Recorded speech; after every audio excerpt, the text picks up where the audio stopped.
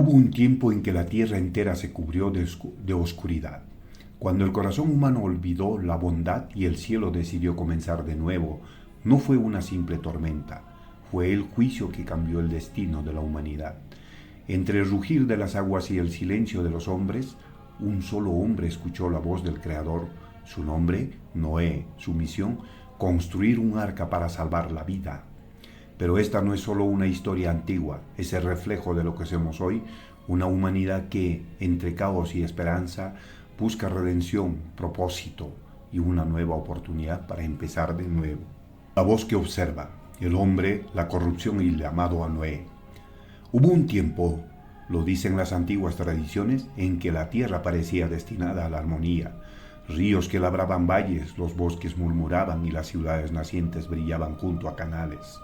En las llanuras entre el Tigris y el Éufrates, en la región que los eruditos llamarían más tarde Mesopotamia, comunidades enteras amasaban barro y memoria.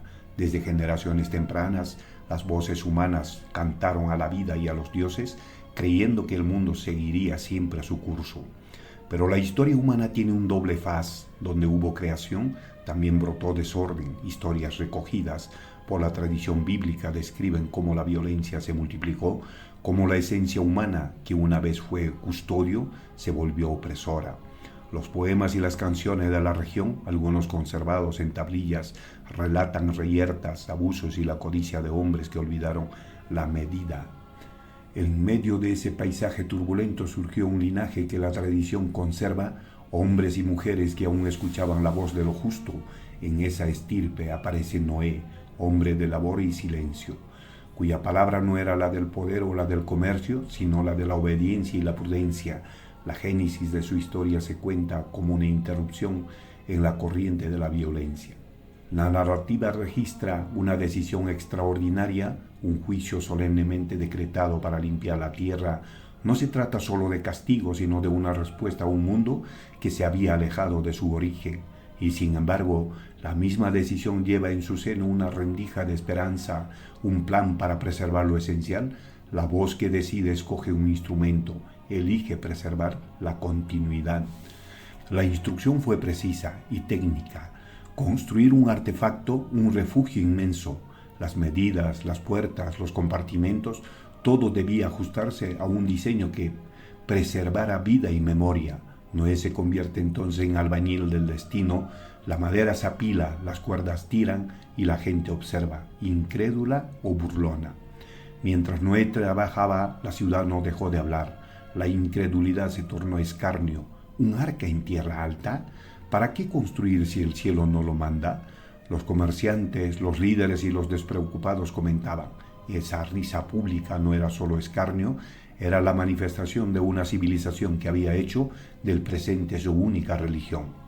Noé no estuvo solo. Su esposa, sus hijos y sus nietos, rostros que el relato conserva con nombres y silencios, se convirtieron en la familia de la empresa imposible.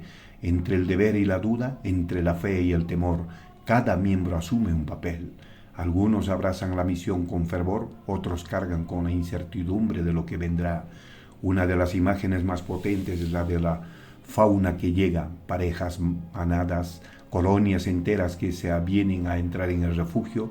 No es la llegada forzada de bestias salvajes, sino una convocatoria casi litúrgica.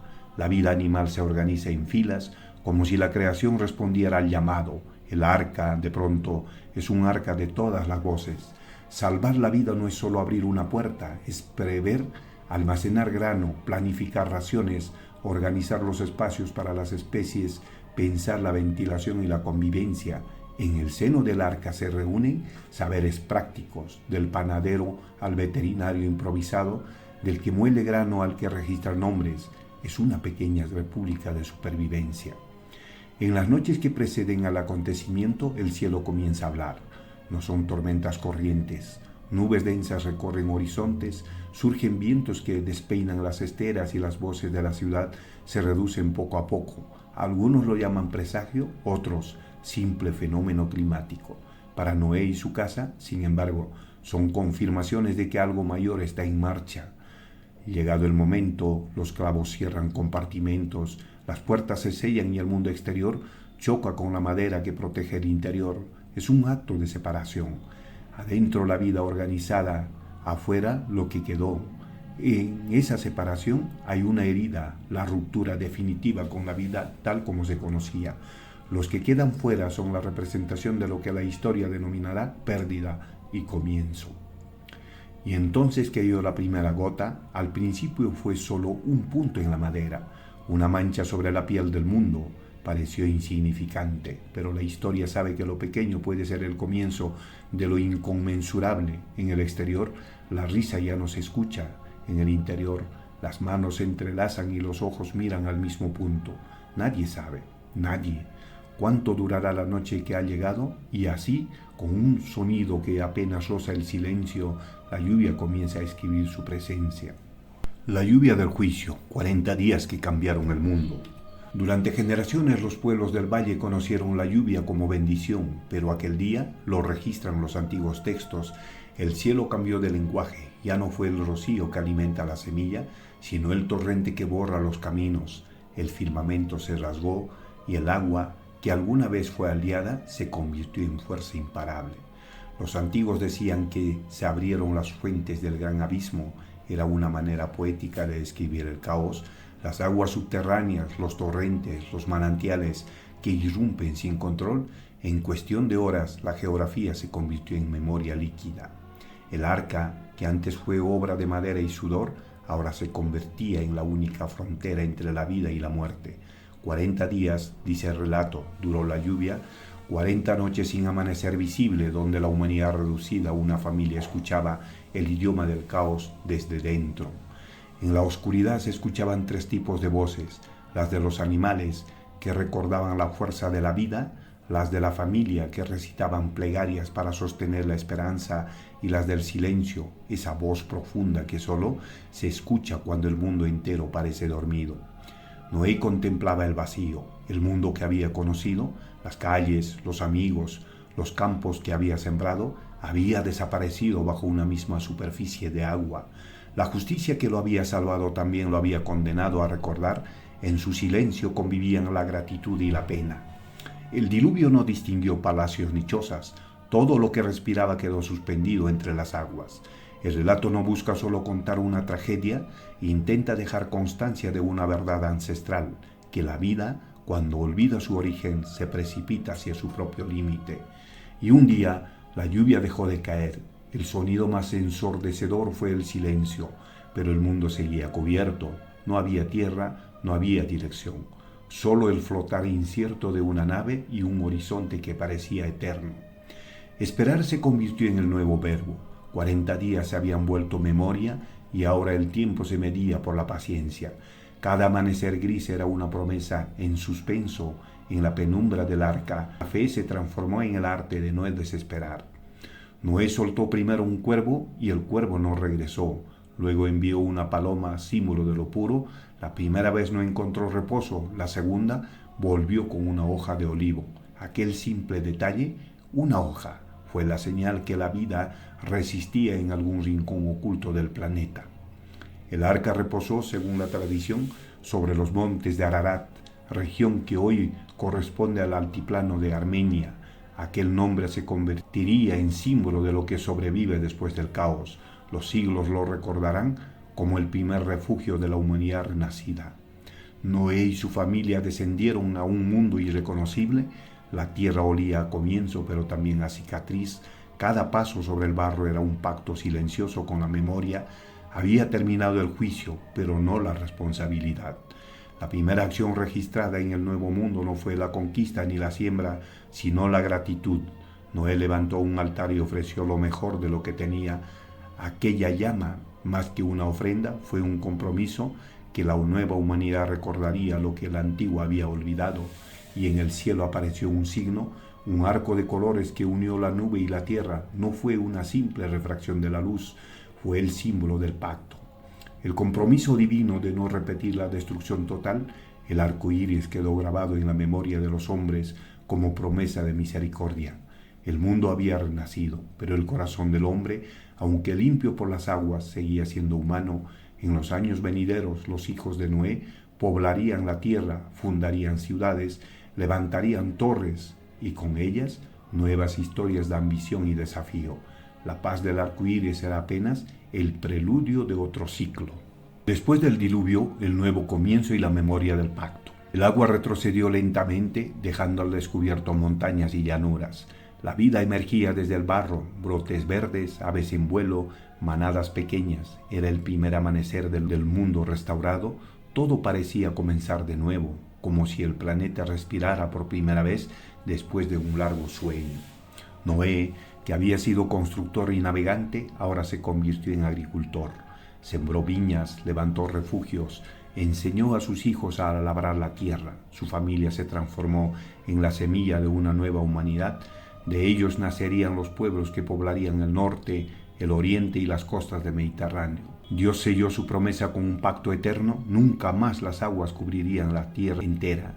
El arco iris se convirtió en la firma divina sobre la creación. No era solo un recordatorio para los hombres, sino también, dice el texto sagrado, un símbolo que Dios mismo miraría para recordar su promesa de misericordia.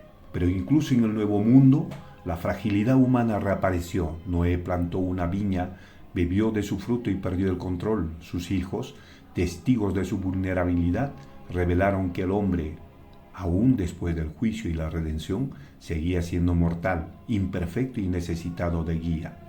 Con el paso de los siglos, los descendientes de Noé se multiplicaron y se extendieron hacia todas las direcciones. Fundaron ciudades, domesticaron animales, inventaron herramientas, lenguajes y canciones. Las llanuras de Sinar, al este del Éufrates, se llenaron de actividad. La humanidad volvía a soñar en grande. Por un tiempo los hombres hablaban un solo idioma. Esa unidad les permitió crear, comunicarse y prosperar. Pero también sembró el deseo de trascender los límites, de llegar al cielo, de igualar al Creador. Así comenzó el proyecto que marcaría el siguiente gran capítulo de la historia humana. En las llanuras de Sinar, los hombres dijeron: edifiquemos una ciudad y una torre cuya cúspide llega al cielo. La torre se convirtió en el emblema de una nueva ambición, no rendir culto, sino alcanzar la altura divina. Piedra sobre piedra, la humanidad volvía a desafiar el equilibrio entre fe y soberbia. Entonces, el Creador observó que la humanidad, unida por un solo propósito, se había olvidado del corazón humilde y decidió dispersarla.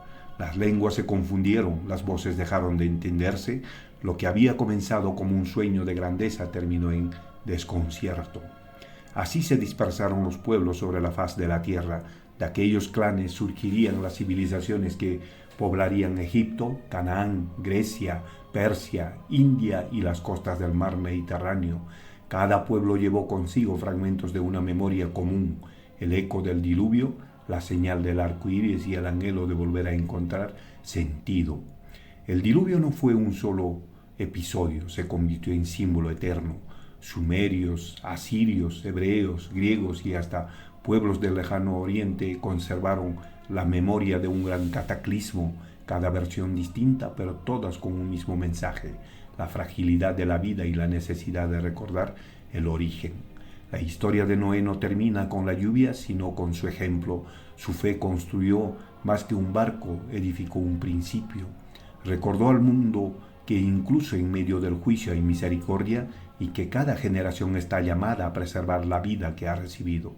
Desde entonces, cada vez que llueve y vuelve a salir el sol, el arco iris recuerda la promesa. No es solo un fenómeno del cielo, es la firma de un compromiso entre la divinidad y la humanidad, entre la memoria y el porvenir, porque el diluvio no fue solo un fin, fue el comienzo de una nueva historia. Así terminó el diluvio universal, pero su enseñanza sigue viva. El mundo que conocemos nació del agua, del juicio y de la misericordia. Si esta historia toca tu corazón, comparte este mensaje, comenta tu reflexión y suscríbete al canal. Activa la campanita para seguir explorando juntos los misterios, las lecciones y la esperanza que aún habita en las páginas de la historia sagrada, porque cada historia es un reflejo de nosotros mismos.